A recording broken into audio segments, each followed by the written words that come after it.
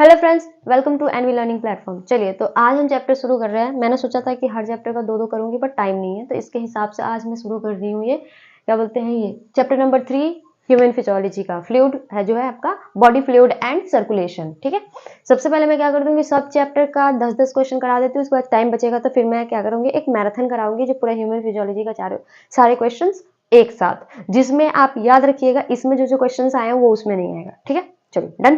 तो चलिए चैप्टर्स का स्टार्ट करते हैं। क्वेश्चन, पहला क्वेश्चन है आपका क्या, the colour of the plasma is, हमारे प्लाज्मा का कलर कौन सा होता है ये आपको बताना है। ठीक है, ऑप्शन में आपको क्या क्या लिखा हुआ है, पेल येलो, पेल ऑरेंज, ब्राइट ऑरेंज और ब्रिक रेड। कि हल्का सा पीला होता है, हल्का सा ऑरेंज होता है, या हल्का सा ब्राइट चमकीला ऑरेंज होता है, या फिर ब्रिक रेड जो ईंट होती है उसे लाल होती है। चलिए, तो इसका आंसर क्या होगा आपका, पेल येलो। ये हल्का सा क्या होता है, पीलापन में होता है। ठीक है, जो पीला का रंग मुरझाया जैसा रहेगा ना, वैसा रहेगा। चलिए नेक्स्ट क्वेश्चन है, पीएच ऑफ ब्लड। ब्लड का पीएच कितना होता है ये आपको पता होना चाहिए। तो ब्लड का पीएच कितना होता है, लगभग आपका होता है ये 7.32 टू 7.45 अप्रोक्स इतना होता है। ठीक है, ये आपका पीएच है ब्लड का। तो आप मैच कर लो किसमें है, इज ग्रेटर देन 9, नो 9 से बड़ा तो हो ही नहीं सकता। रेंज बिटवीन 7 और 8, 7 और 8, चलिए आगे देखते हैं। ये तो लग रहा है लेस देन 7, नहीं ये भी नहीं है, ये भी नहीं है। रेंज ये तो बिल्कुल नहीं होगा। तो सो आंसर हमारा क्या होगा, बी, जो रेंज बिटवीन 7 और 8 के बीच में रेंज है। ठीक है, क्वेश्चन नंबर 3 क्या है, which of the following is an A granulocyte.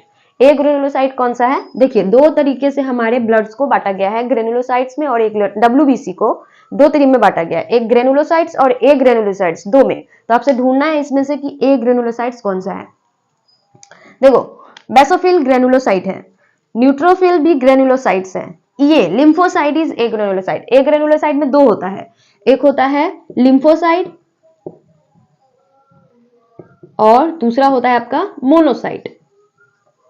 ठीक है, ये दो जो है वो आपका क्या होता है, ए ग्रेनुल होता है, बाकी सब आपका क्या होता है, बेसोफिल, न्यूट्रोफिल, यूसिनोफिल, ये सब आपका क्या है, ये सब ग्रेनुलोसाइट है। समझ गए। चलिए, तो ऑप्शन आपका क्या होगा, सी। तो क्वेश्चन नंबर 4 क्या है हमारा, वो ध्यान से देखो। बोला जा रहा है, which statement is true for WBC. WBC के लिए कौन सा स्टेटमेंट आपका इसमें सही है। देखो, पहला क्वेश्चन है कि नॉन न्यूक्लिएटेड, क्या न्यूक्लियस नहीं होता है। दूसरा है कलरलेस, क्या बेरंग होता है। तीसरा क्या है, जनरली शॉर्ट लिव्ड, क्या ये छोटे बहुत कम समय के लिए जीता है। तो आंसर क्या होगा इसका, सोचिए थोड़ा देर। ठीक है, तो इसका आंसर बेसिकली क्या होगा कि कलरलेस भी होता है। देखो, डब्ल्यूबीसी हमारा होता है, उसमें न्यूक्लियस होता है, याद रखिएगा। ये आरबीसी में होता है, आरबीसी हमारी नॉन न्यूक्लिएटेड होती है, क्योंकि आरबीसी में क्या करता है, आपको ऑक्सीजन को उठा के ले जाना पड़ता है, तो मैक्सिमम मात्रा में उसको क्या करना, ऑक्सीजन स्टोरेज करना है, इसलिए वो न्यूक्लियस वाला जगह को भी खाली कर देता है जिसमें ऑक्सीजन को उठा के ले जाए। तो ये आरबीसी की कैरेक्टरिस्टिक्स है, इसकी कैरेक्टरिस्टिक्स नहीं है। दूसरा कलरलेस, हाँ डब्ल्यूबीसी हमारा व्हाइट कलर का होता है, बेरंग होता है, तो ये होगा। जनरली शॉर्ट लिव्ड, यस, ये बहुत कम समय के लिए जीता है, इसका 24 घंटे से भी कम लाइफ है वैसा। ठीक है, तो ये आपका होगा। तो both B and C is true. समझ आया। चलिए, क्वेश्चन नंबर 5 क्या है, which of the following blood group is universal recipient. याद रखिए रेसिपिएंट लिखा है यहाँ, universal recipient in blood transfusion. Blood transfusion वाले में जो ब्लड ग्रुप वाले में होता है, जो ब्लड ग्रुप है उसमें से कौन सा ऐसा ब्लड ग्रुप है जो यूनिवर्सल रेसिपिएंट है। यूनिवर्सल रेसिपिएंट का मतलब वो सबसे ले सकता है। ठीक है, जैसे कि आपका बोला जा रहा है कि जैसे ए वाले ए को देते हैं और ए वाले ए से ले सकते हैं, वैसा ही है, लेकिन ऐसा ब्लड ग्रुप है, एक है जो सबसे ले सकता है लेकिन दे किसी को नहीं सकता। ठीक है, अपने वाले को छोड़ के। तो वो कौन सा होता है आपका, ये ब्लड ग्रुप ए बी। आपने ब्लड ग्रुप पढ़ा होगा, तो ब्लड ग्रुप पढ़ा होता है ए बी और ओ। इसमें ये क्या है, ये बस ए को देगा और ओ से लेगा, ये बस बी से लेगा, बी से लेगा और बी को ओ से लेगा, और ये क्या है, ये ए से भी लेगा, बी से भी लेगा, ए भी अपने आप से तो लेगा ही लेगा, ओ से भी लेगा, और ये बेचारा सिर्फ ओ से ले सकता है। समझ गए। तो यही है, और देने की बारी जब आएगी तो ये सिर्फ और सिर्फ ए को देगा, बी ओ को भी नहीं देगा, ये सिर्फ बी को देगा, ये किसी को नहीं देगा ए बी के अलावा, अपने को छोड़ के बाकी किसी को नहीं। बेचारा किस सबको दे सकता है, ए को, बी को, ए को, बी को, ए बी को, ओ को, ये सबको दे सकता है। समझ गए। जब लेने की बारी आई तो बेचारे से सबने ले लिया, है ना, अब देने की बारी आई तो कोई नहीं दे रहा है। ठीक है, देखो ओ बी ब्लड ग्रुप को ना हम यहाँ पे इसको दानवीर भी बोल सकते हो। दानवीर कर्ण जो थे ना, जो हमारा दानवीर कर्ण थे, तो वो आपको एक मिनट, दानवीर कर्ण भी आप उसको बोल सकते हो। समझ गया? वही मैं सोच रही हूँ जल क्यों रहा है आंख। ठीक है, अब देखो, तो इसको बोला जा रहा है कि ब्लड ग्रुप ओ को आप दानवीर कर्ण भी बोल सकते हैं। दानवीर कर्ण क्या करता था? तो वो सबको दान देता था, दान। ये भी तो सबको दान दे रहा है ना, ऑल। ठीक है, लेकिन लेकिन लेकिन लेकिन ये जो है ब्लड ग्रुप ए बी, इसको क्या बोलिएगा महाभारत के लैंग्वेज में? ही इज दुर्योधन, जिसको किसी को एक सिक्का भी नहीं देना है ना? अपने भाई को दे देंगे, लेकिन जब दूसरों को देने की बारी आएगी तो एक चिल्लड़ भी नहीं देंगे, नहीं हम नहीं देंगे, हम आपको 5 खेत भी नहीं देंगे। सो ये किसी को कुछ नहीं देता है, लालची, ही इज लालची, वेरी मच लालची। समझ गए? चलिए, अब क्या है? कन्वर्जन। अब ये क्वेश्चन आपका 5 नंबर में देखो, 5 नंबर क्वेश्चन क्या है? Conversion of fibrinogen into fibrin is catalysed by. देखो, फिब्रिनोजेन, फिब्रिन, ये सब आपने पढ़ा होगा किसमें? ब्लड क्लॉटिंग वाले में। ठीक है, तो आप बोला जा रहा है कि फिब्रिनोजेन को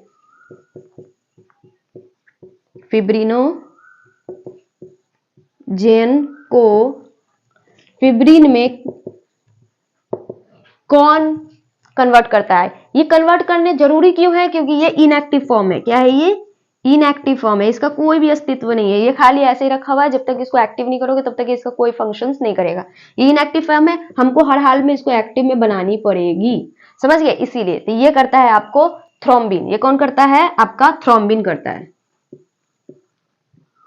देखिए, कुछ ऐसा होता है, आई होप ये दिख रहा होगा, इतना मैं हटा दूं। प्रोथ्रोम्बिन जो होती है, प्रोथ्रोम्बिन, इसको हम थ्रोम्बिन में पहले बदलते हैं। ठीक है, इसमें एक थ्रोम्बोकाइनेज आता है, थ्रोम्बोकाइनेज एक एंजाइम आती है, वो थ्रोम्बोकाइनेज एंजाइम इस पे फंक्शन करता है। ये भी इनएक्टिव है। क्या है? ये भी इनएक्टिव है, इसको भी एक्टिव बनाते हैं। ठीक है, ये ब्लड क्लॉटिंग का बहुत सारा प्रोसेस होता है, उसमें से एक प्रोसेस है। सबसे पहले क्या करेंगे? हम प्रोथ्रोम्बिन को थ्रोम्बिन में बदलेंगे। ठीक है, थ्रोम्बोकाइनेज, काइनेज का मतलब ये होता है ब्रेक डाउन करना, तो वो एंजाइम आएगा, दोनों को इनएक्टिव से एक्टिव में बदला। ये थ्रोम्बिन जो है फिब्रिनोजेन को फिब्रिन में कन्वर्ट करता है। समझ गए? ये याद रखना जरूरी है। तो इसका आंसर हमारा क्या होगा? थ्रोम्बिन। थ्रोम्बिन हमारा इनएक्टिव फिब्रिनोजेन को फिब्रिन में कन्वर्ट करता है। क्लियर हो गया? चलिए, prothrombin which helps in clotting of blood is released by. अभी जस्ट मैंने समझाया आपको प्रोथ्रोम्बिन वाला, है ना, कि प्रोथ्रोम्बिन आपको थ्रोम्बोकाइनेज से थ्रोम्बिन बनेगा और थ्रोम्बिन से वापस क्या हो जाएगी? वो आपको फिब्रिनोजेन पे काम करेगा और फिब्रिन बनाएगा। तो वो सब ब्लड क्लॉटिंग में ही हेल्प करता है। तो बोला जा रहा है ये जो है आपका ब्लड क्लॉटिंग में हेल्प करता है, वो कहाँ से निकलता है? उसका रिलीजिंग साइट कौन सा है? तो क्या वो मोनोसाइट है? नो, बिल्कुल भी नहीं। यूरेथ्रोसाइट? यूरेथ्रोसाइट तो आरबीसी बनाता है, तो ये तो पॉसिबल ही नहीं है। ठीक है, ये भी नहीं है। क्या वो लिम्फोसाइट है? नो, इम्यूनिटी प्रोवाइड कराता है, क्लॉटिंग में हेल्प नहीं करता। ब्लड प्लेटलेट्स कहां से रिलीज होता है? ब्लड प्लेटलेट्स, ये आपका डब्ल्यूबीसी का पार्ट है। दिस इज ऑल्सो डब्ल्यूबीसीज पार्ट। तो क्लियर कर लो ना आप, ऐसे ही मतलब अगर ऑप्शन नहीं भी पता है, ये तो पता है ना कि कौन सा कहाँ पे है, तो आपको पता ही है कि ब्लड प्लेटलेट्स ही ब्लड क्लॉटिंग में हेल्प करता है। तो वैसे भी एलिमिनेशन प्रोसेस आप इसको कर सकते हो। समझ आया? चलिए, क्वेश्चन नंबर 8 क्या है? As compare to blood, blood के कंपेरिजन में आवर लिम्फ हैज, हमारे लिम्फ में क्या क्या होता है? चलिए, पहला क्वेश्चन क्या है? प्लाज्मा विदाउट प्रोटीन, क्या प्लाज्मा होती है बिना प्रोटीन के? आगे देखते हैं।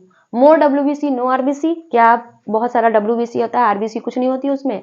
नेक्स्ट क्वेश्चन है मोर आरबीसी नो लेस डब्ल्यूबीसी, की बहुत सारा आरबीसी होता है, डब्ल्यूबीसी उसमें होता ही नहीं है। लास्ट नो प्लाज्मा, क्या कोई प्लाज्मा होता ही नहीं है। चलिए, तो इसका क्या है आंसर आपका? देखो, ये तो पॉसिबल ही नहीं है कि ज्यादा आरबीसी है और डब्ल्यूबीसी ना हो, क्योंकि लिम्फ हमारा क्या है? इम्यूनिटी प्रोवाइड कराता है। क्या प्रोवाइड कराता है? इम्यूनिटी। इम्यूनिटी मतलब कि आपका प्रतिरोधक क्षमता जो होती है आपके बॉडी में, प्रतिरोधक क्षमता आपकी बॉडी में होती है, वो प्रोवाइड कराता था। इसलिए डब्ल्यूबीसी तो हमारे आर्मी ऑफ द सेल है ना। डब्ल्यूबीसी तो हमें फाइट करने में हेल्प करता था, ये तो होने से रहा। उसके बाद बोला जा रहा है प्लाज्मा विदाउट प्रोटीन, नहीं, प्रोटीन नहीं होगी तो क्या ही काम का होगा प्लाज्मा? कोई काम का नहीं है। यस, उसमें सबसे ज्यादा डब्ल्यूबीसी होती है। आरबीसी का तो होना जरूरत ही नहीं है, क्योंकि आरबीसी वाला काम तो आपका नॉर्मल ब्लड कर रहा है, जो आपका ऑक्सीजन लेके जा रहा है। लिम्फ का मेन काम क्या है? लिम्फ का काम है कि आपको स्ट्रेंथ प्रोवाइड कराना है। अगर बाहर से कोई क्या बैक्टीरिया वगैरह आएगा तो उसको ठिशुम ठिशुम करके मार मुर के आपको जिंदा रखना, आपको बीमारी से बचाना। तो तो इसका काम के लिए हमें क्या चाहिए, WBC चाहिए, RBC नहीं चाहिए तभी भी चलेगा। अगर तुमको लड़ना है, ठीक है, तुमको अगर इंडियन आर्मी के बॉर्डर पे मैं क्या बोलता हूँ उसको दूध वालों को भेज दूं, कैरी, वो भी तो ढो के ले जाता है सामान, ये ट्रेन को भेज दो चलेगा नहीं, वहां पे आर्मीज की जरूरत है तो आर्मीज वाले ही लड़ेंगे। सो ये है। अब हमारा बोला जा रहा है all veins carries deoxygenated blood, जितने भी वेन्स होते हैं हमारे वो सारे डीऑक्सीजनेटेड ब्लड कैरी करता है, ये आपको पता ही है ना। वेन्स का काम ही है डीऑक्सीजन। अब देखो डीऑक्सीजनेटेड ब्लड कहते किसको है, डीऑक्सीजनेटेड ब्लड मतलब डी का मतलब मिलावट, डी का मतलब क्या होता है मिलावट, ऑक्सीजनेटेड ब्लड, ऑक्सीजन वाले ब्लड में मिलावट कर दिए तो कौन सा ब्लड बन जाएगा, कार्बन डाइऑक्साइड। सिंपली सी बात है, बॉडी के अंदर है तो वो वाला ब्लड जो होती है तो कैसे कैरी होगा, बॉडी पार्ट से आपके हार्ट तक लेके आएगी, हार्ट से वापस लंग्स तक जाएगी, ऑब्वियस सी बात है तभी ना। तो वही बोला जा रहा है जितने भी आपके मतलब ब्लड वेन है, वेन जितने भी दो तरीके का ब्लड वेसल्स होता है, एक आर्टरी और एक वेन, तो जितने भी वेन्स हैं वो डीऑक्सीजनेटेड ब्लड कैरी करता है एक्सेप्ट एक को छोड़ के। कौन है जो आपका डीऑक्सीजनेटेड ब्लड नहीं कैरी करता, मतलब ऑक्सीजनेटेड कैरी करता है, मतलब ऑक्सीजनेटेड कैरी करता है, तो वो आपका क्या हो जाएगा, पल्मोनरी वेन। देखो कुछ ऐसा होता है, दिस इज लंग्स, ये लंग्स है हमारा, ये हमारा हार्ट हुआ, ठीक है, ये हार्ट है, यहाँ पे कोई बॉडी है, समझ रहे हो, मैं समझाने के लिए बोल रही हूँ। देखो हमने हार्ट के क्या बोलते हैं आर्टरी के बारे में सुना है हमने, अवे फ्रॉम बॉडी, हार्ट से दूर ले जाने वाला ब्लड। तो देखो यहाँ से एक पाइप निकलती है तो यहाँ पे जाता है, ठीक है, ये पार्ट यहाँ पे निकली और फिर यहाँ से एक पाइप निकलेगा जो बॉडी में जाएगा, ठीक है। अब बॉडी में से एक पाइप निकलेगा जो आपको वापस रिपीट बैक हार्ट में आएगा, और हार्ट से एक पाइप निकलेगा जो दोबारा लंग्स में जाएगा। क्लियर हुआ, चलिए अब क्लियर करते हैं कौन सा वेन कहाँ है। This is pulmonary vein,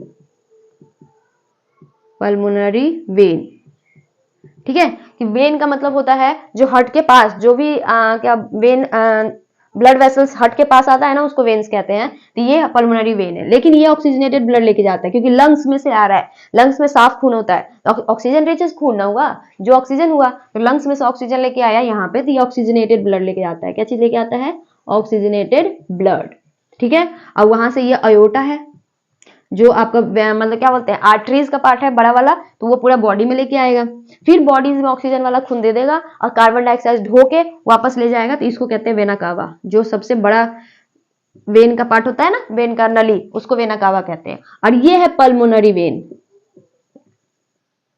pulmonary vein जो क्या कर रहा है आपका डीऑक्सीजनेटेड ब्लड लेके जा रहा है।